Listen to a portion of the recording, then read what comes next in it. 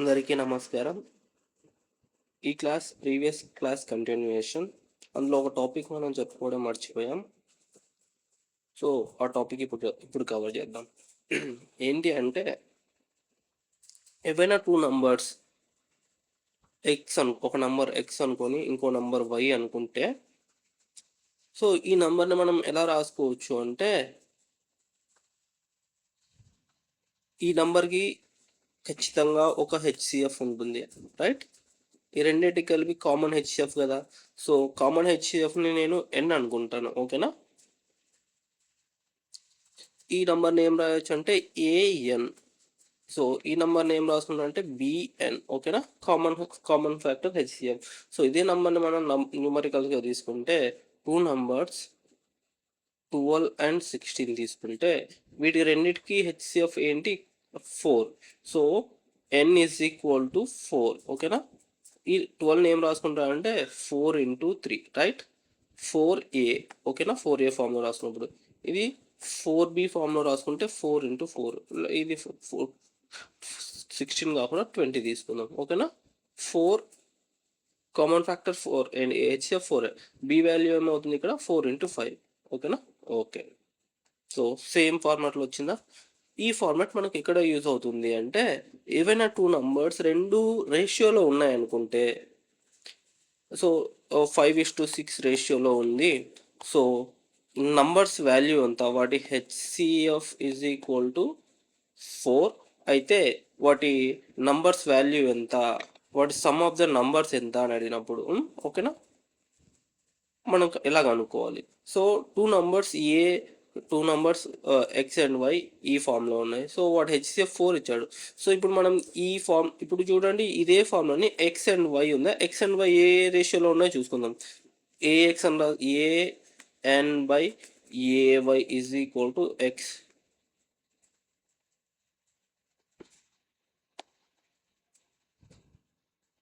So x by y is equal to an by bn, that is equal to n cancel అవుతుంది, highest common factor common కాబట్టి x by y is equal to a by b, అంతేనా?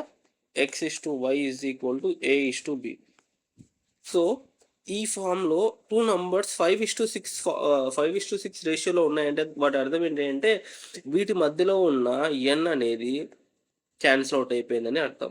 కాబట్టి మనం ఏం రాసుకుంటాం? A is equal to 5, b is equal to 6 direct. Next ఏంటి? వాటి highest common factor ఎంత ఇచ్చాడు? 4 ఇచ్చాడు. సో డైరెక్ట్గా x is equal to a n, y is equal to b n. So x value ఎంత ఇక్కడ? X is equal to a value ఎంత? 5. N value ఎంత? HCF 4, that is equal to 20. Y value, b value ఎంత? 6. 4 n value, that is equal to 24. Two numbers value వచ్చింది. Sum of the numbers is equal to ఎంత? 44, ఓకేనా? ఈ విధంగా కనుక్కోవాలి. So ఇది కూడా కాకుండా డైరెక్ట్గా మనము ఆప్షన్స్ని బట్టి కూడా గుర్తించవచ్చు. సో ఇప్పుడు మనకి ఏమి ఇచ్చాడు? Two numbers x is to y 5:6 రేషియోలో ఉందన్నాడు. సమ్ ఆఫ్ ది నంబర్స్, ఓకేనా? సమ్ ఆఫ్ ది నంబర్స్ అడిగాడు కాబట్టి సమ్ ఆఫ్ ది నంబర్స్ మనం ఏం రాసుకుంటాం? ఇదాన్ని ఏం రాసుకుంటాం? A x is to a n is to b n, ఓకేనా? ఎన్ కామన్ తీసి ఏ ఇస్ టు బి ఫార్ములానే ఉంటుంది, ఇది ఎన్ కామన్ రెండింటిగా ఉంటుంది. సో నేనేం చేశానంటే a n plus b n is equal to sum of numbers, ఓకేనా? ఎన్ కామన్ తీసుకుంటే n into a plus b, అంతేనా? ఓకేనా? సో ఎన్ అనేది హైయెస్ట్ కామన్ ఫ్యాక్టర్, కామన్గా పెట్టేస్తున్నాం. A is to b value ఎంత ఇచ్చాడు ఇక్కడ? 5 and 6, ఓకేనా? 5 plus 6, that is equal to 11 into n. So మనం 11 మల్టిపుల్ ఏదైనా ఆప్షన్ కనిపిస్తే మ్యాక్సిమం అదే అయి ఉంటుందని ఆన్సర్ పెట్టవచ్చు. హెచ్సిఎఫ్ తెలియకపోయినప్పటికీ కూడా హెచ్సిఎఫ్ వాడు ఇంకా వేరేది ఏదైనా ఇచ్చి ఉండొచ్చు, 4, 6, 7, 8 ఎనీ1 ఏది ఇచ్చినప్పటికీ కూడా మనం ఈ 11 మల్టిపుల్ ఏదైనా ఉంది అంటే దాన్ని బట్టి మనం ఆన్సర్ చేయవచ్చు, ఓకేనా? సో ఈ టాపిక్ గురించి మనము ఇంకొంచెం తెలుసుకోవాలి. ఇంకోటి ఏంటి అంటే, ఇప్పుడు చూడండి, రేషియోస్ గురించి మాట్లాడుకుందాం. ఇప్పుడు ఎల్సిఎం అండ్ హెచ్సిఎఫ్ గురించి కూడా తెలుసుకుందాం, ఓకేనా?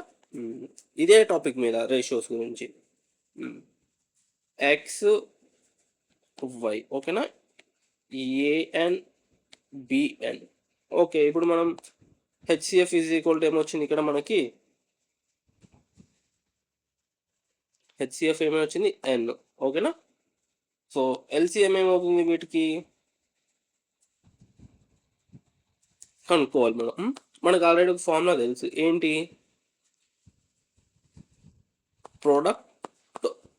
Product of numbers is equal to LCM into HCF. ఓకేనా.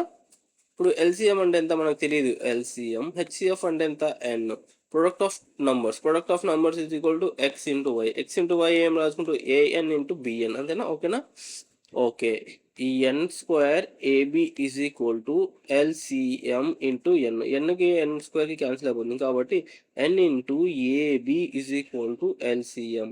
ఇది కూడా మనం ఖచ్చితంగా గుర్తుపెట్టుకోవాలి. ఓకేనా. Highest common factor is the part of product of the numbers. ఇప్పుడు ఫర్ ఎగ్జాంపుల్ ఒక క్వశ్చన్ దీని మీద ఏమైనా 2 నంబర్స్ ఏ x/y అనేటివి 7:9 రేషియోలో ఉన్నాయి. ఓకేనా. అయితే వాటి హెచ్సిఎఫ్ అనేది 3. అయితే find LCM and find some of numbers and find difference between the numbers. ఓకేనా. ఈ 3 క్వశ్చన్స్ మనం ఎలా సాల్వ్ చేయాలి. హెచ్సిఎఫ్ 3 ఇచ్చాడు, సో మనకు ఆల్రెడీ తెలుసు x/y ఈ రేషియోలో ఉంది అంటే x/y ఈజ్ ఈక్వల్ టు 3 × 7:3 × 9 రేషియోలో ఉందని అర్థం. HCF already part of this one కాబట్టి. ఇప్పుడు ఏ ఫామ్లోకి వచ్చింది, ఎన్ ఇంటూ ఏ ఎన్ ఇంటూ బి ఫామ్లో ఉందా. సో మనం డైరెక్ట్గా ఎల్సిఎం ఫైండ్ ఎల్సిఎం. ఇక్కడ చూడండి, ఎల్సిఎం ఏం వాల్యూ, ఎన్ ఇంటూ ఏ ఇంటూ బి. డైరెక్ట్గా ఫార్ములా ఏంటి, 3 × 7:9. ఓకేనా. ఈ విధంగా కాదు, మనం ఇంకొక విధంగా కూడా అనుకోవచ్చు దీన్ని, ప్రొడక్ట్ ఆఫ్ ఎల్సిఎంని. ఓకేనా. ఎల్సిఎంకి ఏమని రాయొచ్చు, LCM is equal to x into y by HCF, అంతేనా. ఎక్స్ ఇంటూ వై అంటే ఎంత,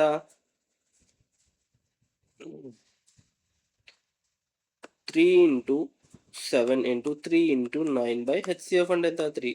సేమ్ ఫార్ములా వచ్చేసిందా, ఇది ఒకటే అయిపోయిందా. నెక్స్ట్ ఓకేనా. ఈ విధంగా కనుక్కోవాలి. ఎల్సిఎం డైరెక్ట్లీ కనుక్కున్నాం. నెక్స్ట్ ఏంటి, ఫైండ్ ది ఎల్సిఎం అన్నాడు. ఓకేనా. ఫైండ్ ది ఎల్సిఎం కనిపెట్టేసాం. ఓకే, నెక్స్ట్ టాపిక్ ఏంటి, find the sum of the numbers. Sum of the numbers ఏంటి formula, n into a plus b. Already n into a plus b అంటే ఏంటి, ఎన్ అంటే 3, ఏ plus b అంటే 7 + 9, అంతేనా.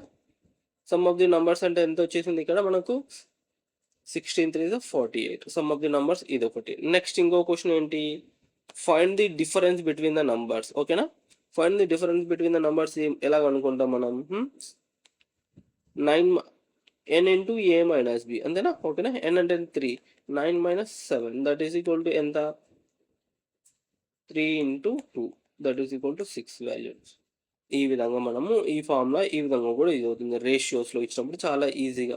సో మనకి ఇక్కడ ఏంటి అంటే ఈ ఆప్షన్స్ అన్నిటిని కూడా మనము ఈ ఆన్సర్ అన్నింటిని కూడా ఆప్షన్స్ని బేస్ చేసుకొని కూడా చేయొచ్చు. ఆప్షన్స్ని బేస్ చేసుకొని ఎలా చేయాలి, ఆప్షన్స్ని బేస్ చేసుకొని ఎలా చేయాలి అంటే చూడండి, ఇక్కడ హెచ్సిఎఫ్ అని ఇచ్చాడు, హెచ్సిఎఫ్ వాల్యూ 3 ఇచ్చాడు. సో ఆప్షన్స్లో మనకు క్వశ్చన్ సమ్ అడిగిన, సబ్స్ట్రాక్షన్ అడిగిన, తర్వాత నెక్స్ట్ ఏంటి, multiplication of the numbers, product, that means product of the numbers అడిగిన. నెక్స్ట్ ఇంకోటి ఏంటి, ఎనీ నంబర్స్ అడిగిన, నంబర్స్ ఏంటనైనా అవి కంపల్సరీగా మల్టిపుల్ ఆఫ్ 3లో ఉంటాయి. సో మనం ఆప్షన్ చూసిన వెంటనే మల్టిపుల్ ఆఫ్ 3 ఎక్కడ ఉంది అని వెతకాలి. ఒకవేళ మల్టిపుల్ ఆఫ్ 3 ఉంది అంటే డైరెక్ట్గా మనం వేరే అది ఆన్సర్ అని మనం ఫిక్స్ అయిపోవచ్చు. ఎప్పుడు అంటే మిగతా ఏ ఆప్షన్స్ కూడా 3 డివిజబుల్ కాకపోతే. సో మనకు ఈ ఫార్ములా మనకు చాలా యూజ్ అవుతుంది. నెక్స్ట్ ఏంటంటే మనము డివిజబిలిటీ రూల్స్ అనేవి కంపల్సరీగా తెలుసుకొని ఉండాలి. మెయిన్ ఇంపార్టెంట్ థింగ్ అది. డివిజబిలిటీ రూల్స్ ఏమేమి ఉన్నాయి, డివిజబిలిటీ రూల్స్ గురించి మనం మాట్లాడుకుందాం. ఓకేనా. డివిజిబిలిటీ రూల్స్ కంటే ముందు LCM and HCF of the fractions, ఓకేనా, ఈ టాపిక్ గురించి మనం తెలుసుకోవాలి. మనం ఇంతవరకు ఇంటీజర్స్ వరకు మాత్రమే, నంబర్స్ వరకు మాత్రమే నంబర్స్కి ఎల్సిఎం అండ్ హెచ్సిఎఫ్ అనుకున్నాం. సో దీంట్లో మనకు ఇది కొంచెం డిఫరెంట్గా ఉంటుంది. ఇది చాలా ఇంపార్టెంట్. ఇది ఎక్కడ యూజ్ అవుతుందంటే LCM and HCF ఫ్రాక్షన్స్ది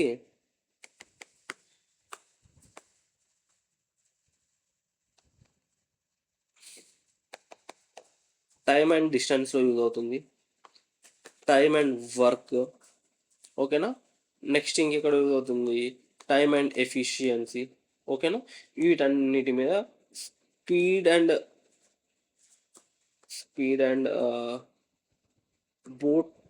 boats and streams, ఓకేనా, వీటిలో కూడా యూజ్ అవుతుంది, ఓకేనా. స్పీడ్, టైమ్ అండ్ డిస్టెన్స్లోనే స్పీడ్ కవర్ అవుతుంది. వీటన్ని టాపిక్లో కూడా ఫ్రాక్షన్స్ యూజ్ అవుతాయి, ఎల్సిఎం ఆఫ్ ఫ్రాక్షన్స్ అనేటివి. ఓకే, ఇప్పుడు చూద్దాం ఎల్సిఎం ఆఫ్ ఫ్రాక్షన్స్ ఎలా కనుక్కోవాలి అంటే, ఇప్పుడు ఏవైనా 2 numbers ఇచ్చారనుకుందాం, ఎగ్జాంపుల్ తీసుకుందాం. ఇక్కడ 6/7 అండ్ 9/4. హెచ్సిఎఫ్ అంటే ఏంటంటే A/B, C/D, ఓకేనా. ఈ 2 ఫార్మ్స్ తీసుకుందాం. వీటికి మనకి ఏం కావాలి, ఇక్కడ మనం తెలుసుకోవాల్సింది ఏంటి అంటే, ఇది న్యూమరేటర్, ఇది డినామినేటర్, ఓకేనా. న్యూమరేటర్లో ఏదైనా వాల్యూ ఇంక్రీజ్ అవుతుంది అనుకోండి, ఆ వాల్యూ కంప్లీట్గా ఇంక్రీజ్ అవుతూనే ఉంటుంది, దాని ఎంటైర్ వాల్యూ, ఓకేనా. డినామినేటర్లో వాల్యూ ఇంక్రీజ్ అయింది అనుకోండి, వాల్యూ కంప్లీట్గా డిక్రీజ్ అవుతుంది. ఫర్ ఎగ్జాంపుల్ 1/1 ఉంది, ఈ వాల్యూ ఈజ్ ఈక్వల్ టు 1. 1/2 ఉంది, వాల్యూ ఈజ్ ఈక్వల్ టు 0.5. 1/3 ఉంది, 0.3, ఓకేనా. 1/4 is equal to 0.25. 1/10 0.1. 1/100 0.01. So value డినామినేటర్లో వాల్యూ ఇంక్రీజ్ అయ్యే కొద్దీ వాల్యూ ఎంటైర్ వాల్యూ అనేది తగ్గుతూ వస్తుంది. కాబట్టి ఇది గుర్తుపెట్టుకోండి. నెక్స్ట్ ఇంకోటి ఏంటి, 1/1 is equal to 1. 10/1 is equal to 10. 100/1 is equal to 100. So న్యూమరేటర్లో వాల్యూ ఇంక్రీజ్ అవుతూ ఎంటైర్ వాల్యూ పెరుగుతుంది, డినామినేటర్లో వాల్యూ ఇంక్రీజ్ అయితే ఆ ఎంటైర్ వాల్యూ తగ్గుతుంది. సో ఈ కాన్సెప్ట్ మనం తెలుసుకున్న తర్వాత మనకి ఎక్కడ ఇది ఎలా యూజ్ అవుతుందో చూద్దాం. ఇప్పుడు ఎల్సిఎం అన్నాం. ఎల్సిఎం అంటే ఏంది, లీస్ట్ కామన్ మల్టిపుల్, ఓకేనా.